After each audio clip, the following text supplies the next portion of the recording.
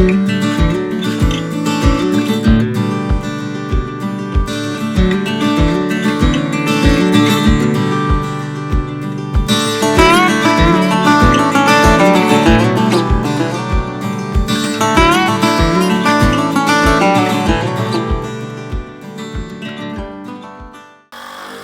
morning, YouTube.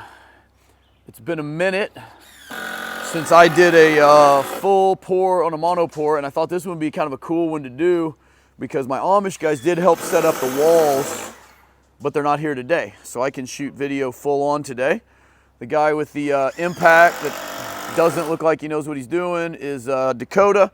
Him and his dad came to my training about a year and a half ago. They've been killing it in the vinyl liner game. This is their first Monopour, so they brought in Marshall and Austin and me to kind of help make sure the pour goes smoothly. That is something that we're doing more and more of. You know, I was just in Woodstock, New York. A guy that came to my training a couple years ago, doing his, he builds passive houses and just total baller projects up there. But this pool that he's doing is pretty bespoke, so he wanted to bring me in just on the equipment, really fancy, you know, equipment package. It's going to be a low chlorine system, so he wanted me in on the design of that and all the hydraulics, and then I'm going to go back up there for the Monopour here in a couple months, and we're doing more and more of that. We got a couple trips out to California doing the same thing where we just do this. But real quick, I'm just before the pour, I can hear the pump truck behind me. I'm going to give you a quick anatomy of this pour, kind of show you kind of how we formed up the stairs on this one, show you the bubblers, skimmers, the way we put the skimmers in, the returns, the lights, everything. Okay, so this is a feature that we're putting more and more even on the vinyl liners. It's a Pentair bubbler. It's kind of a misnomer because it doesn't actually blow air bubbles. But what it has in here, I'll show you down here, is that hole right there is made to accept a Pentair Glow Bright, and right there is where the water blows through, and it's got a kind of a lens and a thing that shoots the water up through here around the light. Now what we do is we never sell you a Glow Bright in our kits. We sell a Micro Bright with an adapter. Micro Brights are a little newer technology. They're easier to deal with and change out, but the other kicker is you got all these other Micro Brights that we sell you for the pool, and Micro Brights and Glow Brights have a different operating spectrum. They don't operate on the same Kelvin temperatures. So if this Glow Bright is synced up with all these other lights and they're turning colors, this blue is not the same blue, the pink is not the same pink, the white is not even the same white. So Glow Brights don't look the same. I want them to match, so we change them over to Micro Brights. The other kicker is when you do these, then Eric on our design will specify they're made to operate in like 8 to 12 inches of water and no more, and 10's kind of optimum. That way they get an actual good bubble, you know, up out of the water. So we kind of give you that advice, tell you how to do that, and go. And they make a vinyl liner version of this too with a gasketed seal, and we're doing those. Me and Eric are heading down to New Orleans tomorrow night. And we've got the pool down there that they're working on that's getting rental. It has the vinyl liner version of these going in the tanning ledge, and it's going to be pretty epic. All right, guys, so I was going to get Marshall to help me shoot this part, but concrete's almost here, and he's wanting to sew up a few corners. So I'm going to show you a couple things about the way we form up stairs. And some of you will say that's a lot of concrete under the stairs, and you're right. It was kind of on that borderline.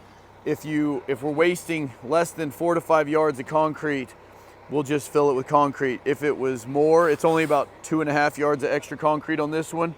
So it's gonna be thick. But if it was any more than that, we would do some kind of block stacking and some other stuff. But we cut that bottom on a 45, and that allows the mag to go all the way to the edge of the stair. And we shore them up. We put these kickers, and yes, they go right into the concrete, but we'll pull them because we're gonna pour the stairs early in the Monopour. The weakest link in this entire pool is where this bag is attached, and all these webs that have the plywood removed on this side have no support. So it's gonna push and it's gonna try to blow those out. So what you gotta do is a bunch of false work like this on the other side. You gotta be thinking, anytime you start cutting plywood away or ICF on one side, like where you cut the skimmers, you gotta shore that up. So that's kind of what we do. we just run 2x down the weak part and then kicker it into the earth. And we did that on both sides so that it won't move. You know, just we run a 2x down the face. We put whalers anywhere. That's one thing we love about the Zonts and Zuckles and the FabForm system, is that we can add it anywhere we need to. So a lot of you guys will ask me about rebar placement. This one has about a 10-inch thick floor. So the rebar's on 8-inch centers effectively, but it's actually two separate 16-inch mats on top of each other. I don't know if I can, so see there's a gap between them. And so they're about 3 and 6 inches up into the floor. We're gonna be pouring the first load of 4,000 PSI concrete with non-calcium accelerator, NCA, in it, so that as we pour it, it's gonna, hopefully, if it comes at a 4 like we ordered it, we'll be able to stack it up in the wall about yay far, and it'll only come out that far or so on the floor. That will begin to stiffen up as we make our second pass, and we will try to fill the walls entirely before we get out in the floor a great deal. We'll see how that goes. Usually somebody shows up too wet at some point and we have to do a little bit of the floor before we top out the wall. Hopefully we're able to shore or fill up the bottom stair or two with the first load or two, so we can work our way up the stairs with that monolithic pour. So this will be all one piece when we're done with this shell. Okay, another deal is when we talk bonding, the way we've been drawing it up for people, and it is yet to cause any issues at all with any inspectors anywhere in the country, which is a big deal. A lot of pool codes, especially bonding codes, are semi-ambiguous. They just say pool must be bonded, or, I mean, I'm being a little general, but it doesn't specifically tell you how. We're working with MST Bar to get some really definitive stuff that our county likes on bonding a pool with mostly or all fiberglass rebar. But in the meantime, we're just doing what we know. And what we do is we bond it, this copper here goes out the top of the wall and bonds to the top piece of steel that runs around the horizontal, okay? And then it comes down, over, and it bonds right there. And it bonds, and then it bonds at the top of the wall over there in the corner as it leaves, and it runs. You probably can't see it right now. That copper's got enough length to get all the way to the equipment and connect to everything over there. And then, this is not necessarily, if you bond that 4 places, you may be fine. But what we do, just to give our pool deck a better opportunity to be bonded, is we have another piece of copper, a tail up here, that's bonded to the floor, runs up through the wall and out. And we did that in both corners that don't, so we have all 4 corners of a rectangle that have bonding wire. Those 2 don't run back to the equipment, they just bond to the floor that's already bonded by this. And they seem pretty happy with that. That gives anything you're doing on the pool deck a better opportunity to be properly bonded within 5 feet of the pool. And that's how we've been doing it. Like I said, I'm very excited to start using more MST bar. The way we've been doing it thus far is when we do like 8-inch centers on a mono or whatever, we'll use all fiberglass, and then every 48 inches we'll throw a piece of steel in. So you basically have a 4 foot by 4 foot mat. The corners vertical will be steel, and the top horizontal will be steel, and we'll bond that. And if you think about it, that way you have your top bonded, all the vertical corners, and the floor is bonded on 4 foot centers. And that has also appeased our inspectors. It also did my guys in Dolphin Island. That's what I did, but I would like to get more and more fiberglass. I don't like steel being in a pool if I could avoid it. But we are not there with all the municipalities yet, so in our manual, we still give you ways to bond a full steel cage. But anyway, concrete will be here in a minute, and I'm gonna bring you guys the pour. So return fittings on a Monopour are actually quite a bit easier than a vinyl liner. We just jam a 2-inch pipe through. It'll get cut off flush with whatever finish, whether that be a plaster finish, Ecofinish, tile finish, anything. You just cut them off flush when you're done, and then you glue an insider into it. We do add a ring called a water stop that we slide on. And all that does is if and when water will penetrate, it'll slide along plastic pretty easy. And it makes the water change directions. 1, 2, 3, 4, 5, 6, 7, 8, 9, 10, 11, 12. 12 times that it wouldn't otherwise have to change. So water taking the path of least resistance, I'm giving it 12 more points of resistance in about an inch. So, you know, it gives it an opportunity. We'll vibrate the crap out of it around that to where we know it's good and sealed up. All right, guys, one thing about the way we install skimmers on a Monopour that's different.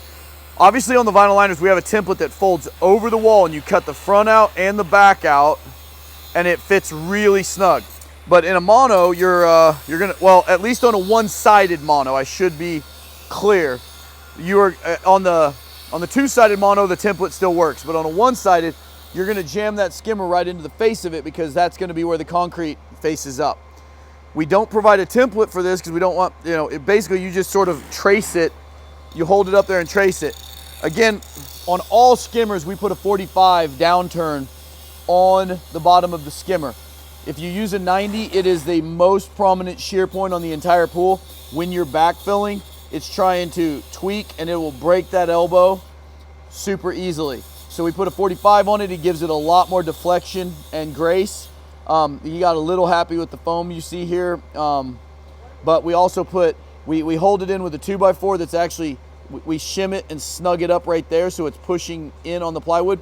And we also put a strap around the back of it and snug that up, which it's not yet. He doesn't have that screw tightened up for some reason, but he will before the pour.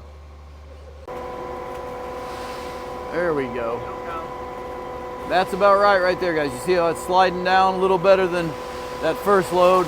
It's making it to the hopper, but it's actually standing up all the way to the crossbar. That's actually just about right. This over here was just a little stiff. It was probably sitting at about a 2 slump. Now we're at about a 4, maybe even less, maybe 3, and that'll stand up in that first pour really good. Okay, guys, so Marshall's starting to pour. You can see him inflating the bag. As soon as he gets it built up a little ways, we'll start vibrating it. Cody didn't put his Zats in, so there's no walk boards, which is a little sketchy, but that's how we do it in the Ozarks sometimes. Let me see if I can get down here, show you from the inside what's going on. Okay, so this is standing just perfect. See how it's coming out? When he starts hitting it with a vibrator, it'll come out a little more. They'll mag off that bottom edge. Okay, so the perfect system is Marshall's up here, getting this thing, getting the bag full. And then Carter's vibrating. And then right behind him,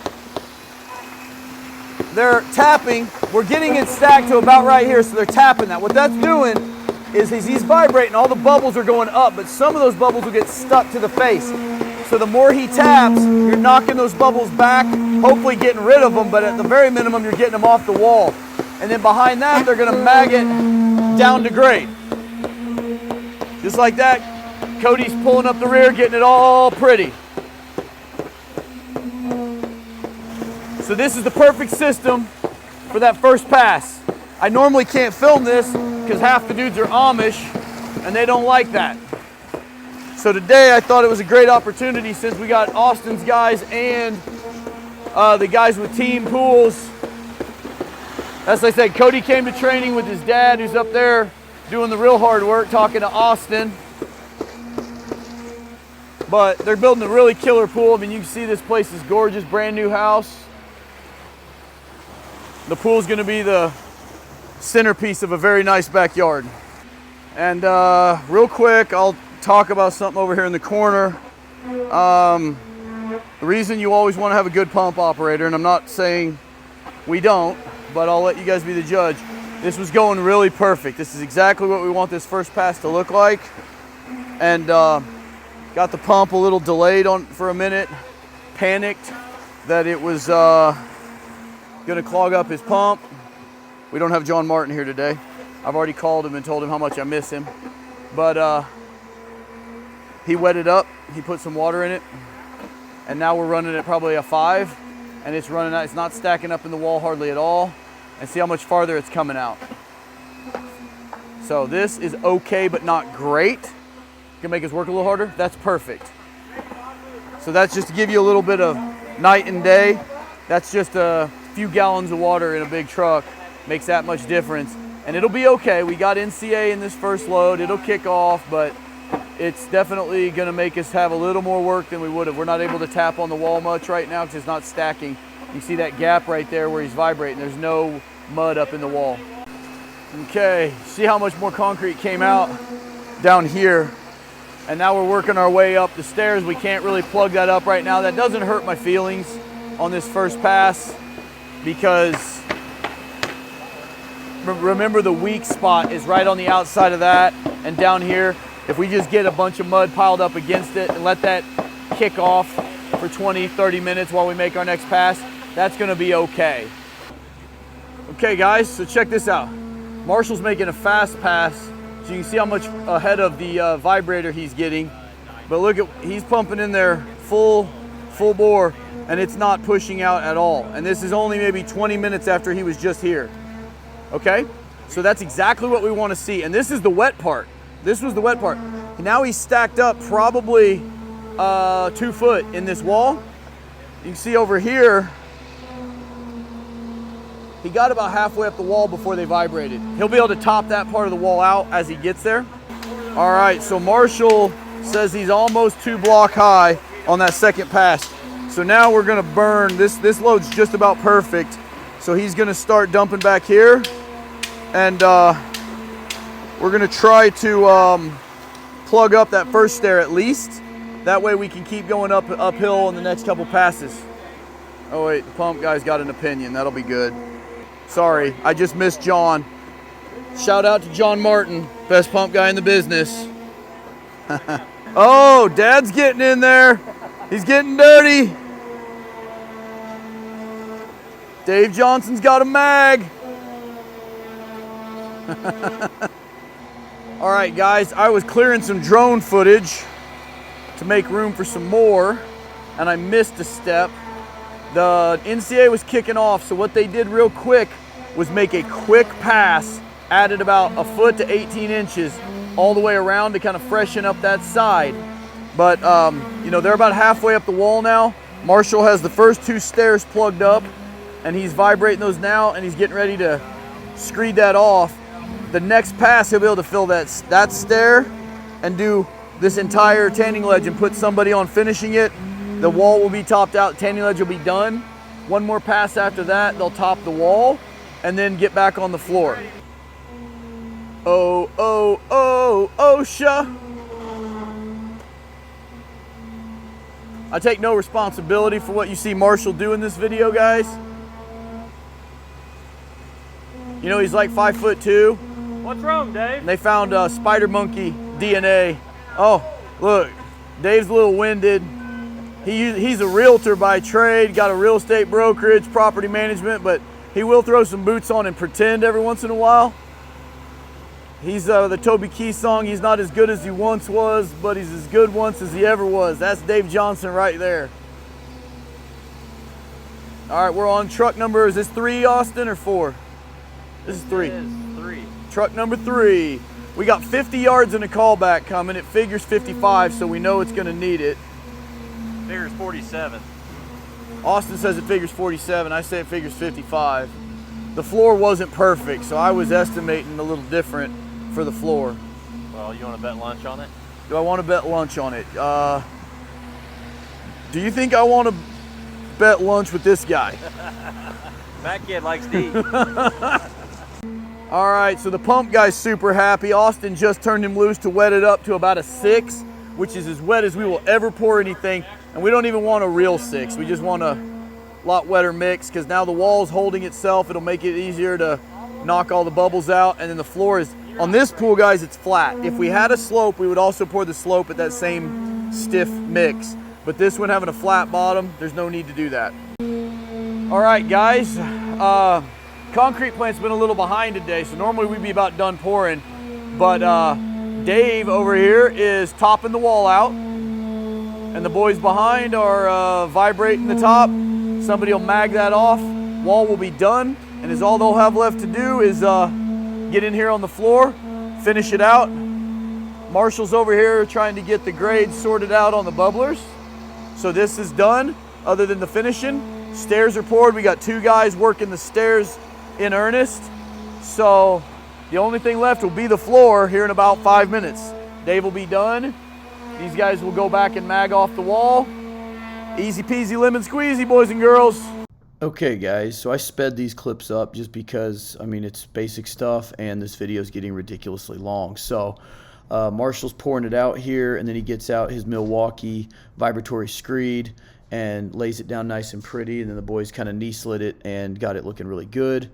The thing turned out great. You're going to see a clip at the end. I just came back from a trip back down to the Gulf Coast doing some consulting.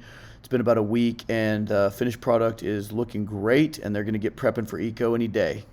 All right, guys, it's been about a week. We had to go out of town. We went down to New Orleans for the thing you saw the short on, the Slidell, Louisiana commercial pool that we're consulting on and doing a rental at training on in a couple months. But got back, they had stripped the walls. They've done these benches. I'll show you exactly what they're doing here. This isn't really representative of the final product. We've still been getting a ton of rain, so there's a couple inches of water standing here by the drains, which is actually what we wanted to see. Makes it a lot easier to dry it out before we eco-finish. But I'll be bringing you guys a lot of details on the finish of this one, how we do a couple things prepping for eco. And it's been a while since I was able to bring you guys a Monopour, but Dakota and David did a really nice job. And they're doing a lot of good things here in the Ozarks with pools. And like I said, go to all3pools.com if you guys are wanting kits for anything. We have another training event. Obviously, we have this one this weekend that's sold out, but we have another one coming up in August. Full training in addition to that rental one we're going to do down in New Orleans at some point in June or July. So, guys, it's been good. See you next time.